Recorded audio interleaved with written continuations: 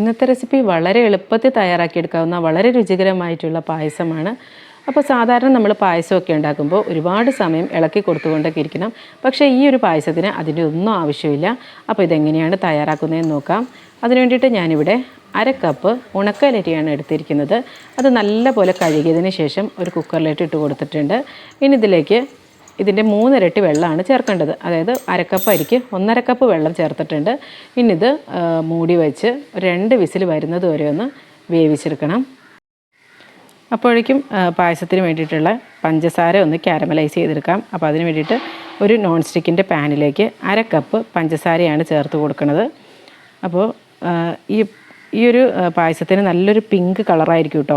അതായത് നമ്മുടെ പിങ്ക് പാലട പായസമൊക്കെ ഇല്ലേ, ആ ഒരു കളറിൽ തന്നെയാണ് ഇത് കിട്ടുന്നത്.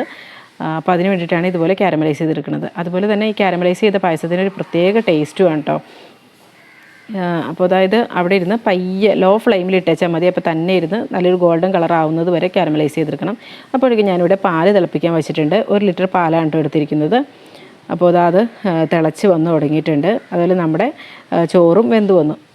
അപ്പോൾ ഇനി നമ്മുടെ ഈ പാല് തിളച്ചതിലേക്ക് നമ്മുടെ ആ ചോറ് ചേർത്ത് കൊടുക്കാം. എന്നിട്ട് നന്നായിട്ടൊന്ന് മിക്സാക്കി എടുക്കണം. ഈ ചോറ് നല്ല പോലെ ഒന്ന് തിളച്ച് വരണം. അപ്പോഴേക്കും നമ്മുടെ പഞ്ചസാരയൊക്കെ നല്ല പോലെ കാരമലൈസായി വരുന്നതാണ്. നമ്മൾ ഇളക്കി കൊടുക്കേണ്ട ഒന്നും ആവശ്യമില്ല കേട്ടോ. പഞ്ചസാര ഇളക്കി കൊടുക്കേണ്ട ഒന്നും ആവശ്യമില്ല. അങ്ങനെ ഇരുന്നത് കാരമലൈസ് ആയിക്കോളും. അപ്പോൾ ഇടയ്ക്കിടയ്ക്ക് ഇങ്ങനെ ഹാൻഡിൽ വെച്ചിട്ട് നമ്മുടെ പാൻ ഒന്നിങ്ങനെ ചുറ്റിച്ച് കൊടുത്തേച്ചാൽ മതി.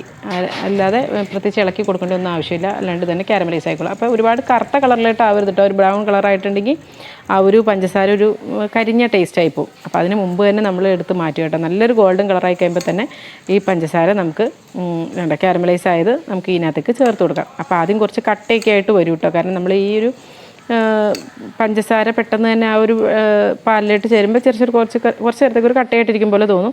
അത് കുറച്ച് കഴിയുമ്പോൾ തന്നെ ഓക്കെ ആയിക്കോളൂ കേട്ടോ. നമ്മളൊന്ന് മിക്സാക്കി കൊടുക്കുന്നതിനനുസരിച്ച് തന്നെ ഓക്കെ ആയി വന്നോളും. അപ്പോൾ നമ്മുടെ പായസം ഏകദേശം റെഡി ആയിട്ടുണ്ട്. നമ്മൾ ഈ ഒരു പായസത്തിലിട്ട് പ്രത്യേകിച്ച് ഏലക്കയോ വേറെ ഒന്നും ചേർക്കുന്നില്ല കേട്ടോ. നമ്മുടെ ഈ അരി, പാല്, പഞ്ചസാര ഇത്രയേ ഉള്ളൂ കേട്ടോ. ഇതിനകത്ത് വേറെ പ്രത്യേകിച്ച് ഒന്നും ചേർക്കുന്നില്ല. എങ്കിലും ഭയങ്കര ടേസ്റ്റാണ് കേട്ടോ. ഒരിക്കലെങ്കിലും ഇതുപോലെ ഒന്ന് തയ്യാറാക്കി നോക്കണം. നല്ല ടേസ്റ്റായിട്ടുള്ളൊരു പായസമാണ് കേട്ടോ. എല്ലാവർക്കും ഉറപ്പായിട്ടും ഇഷ്ടപ്പെടുന്ന ഒരു പായസം തന്നെയാണ്. ഇനി ഇതിപ്പോൾ നന്നായിട്ടൊന്ന് തിളച്ച് കഴിയുമ്പോൾ നമുക്ക് ഫ്ലെയിം ഓഫ് ചെയ്യാം. അതിനുശേഷം കുറച്ചൊന്ന് ചൂടാറി കഴിയുമ്പോൾ ഒന്ന് സെർവ് ചെയ്യുകയാണെങ്കിൽ നല്ലൊരു ടേസ്റ്റ് ആയിരിക്കും. ഈ ഒരു പായസം സാധാരണയായിട്ട് സെർവ് ചെയ്യുന്നത് നമ്മുടെ ബോളി ഉണ്ടല്ലോ, തിരുവനന്തപുരം സ്പെഷ്യലായിട്ടുള്ള ഒരു ബോളിയാണിത്. സദ്യക്കൊക്കെ സ്പെഷ്യലാണ്. അപ്പോൾ അതിൻ്റെ കൂട്ടത്തിൽ ഇത് സെർവ് ചെയ്യുകയാണെങ്കിൽ നല്ല ടേസ്റ്റാണ് കേട്ടോ. ഞാൻ ഈ ബോളി മേടിച്ചതാണ്, ഉണ്ടാക്കിയതൊന്നും അല്ല കേട്ടോ. അപ്പോൾ ഇതിൻ്റെ കൂട്ടത്തിലാണ് ഇത് സെർവ് ചെയ്യുമ്പോൾ നല്ല രസമാണ് കേട്ടോ. ഇതും അതും കൂടെ കൂടിയിട്ട് നുള്ളി കഴിക്കണം. അപ്പോൾ വീഡിയോ എല്ലാവർക്കും ഇഷ്ടമായെന്ന് വിചാരിക്കുന്നു. അപ്പോൾ ഇതെല്ലാവരും ഒന്ന് ട്രൈ ചെയ്ത് നോക്കണം. എന്നിട്ട് നിങ്ങളുടെ അഭിപ്രായങ്ങളൊക്കെ കമൻസിലൂടെ അറിയിക്കണം. കമൻസ് വളരെ ഇമ്പോർട്ടൻ്റ് ആണ് കേട്ടോ. അപ്പോൾ എല്ലാവരും കമൻസ് ചെയ്യണം. കമൻസ് ചെയ്യാൻ സമയമില്ലാത്തവരൊന്ന് ഒരു ലൈക്കെങ്കിലും ചെയ്യണം കേട്ടോ.